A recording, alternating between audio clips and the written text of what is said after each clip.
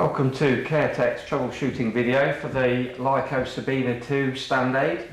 Today we're going to talk about just a few simple checks that you can make if you're having problems with your stand aid before you would need to call an engineer. One of the first checks that we would ask you to make if your stand aid is not working is that it is not still plugged in. If it's plugged into the mains and on charge, this will be one of the reasons why your stand aid is not working. One of the second checks we would like you to make is the red emergency stop button on the back of the hoist. If this has been pressed in, this also will stop the hoist from working. You simply twist this to release. There are arrows on the emergency stop button to tell you the direction to twist it.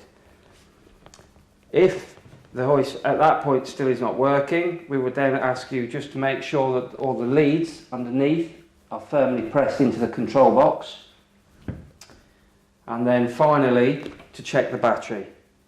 If you have another one, it is possible to swap the battery. If not, then you would have to charge the battery that you have.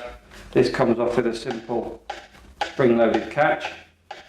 Another thing that you could look for whilst you was at this point would be just to check that the battery terminals are in good order and they haven't been squashed, and that they are connecting with the contact plates on the control box there.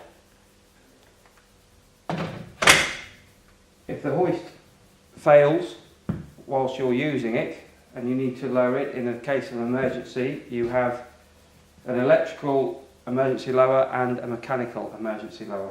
The electrical emergency lower requires you that you use a nib of a pen or something similar that you can get in, and there is a button just here. This will lower the stand aid. If that fails to work, if you've lost all the power, there is a mechanical emergency lower, which is a lever just here, which you pull, and then with the weight of a patient will lower.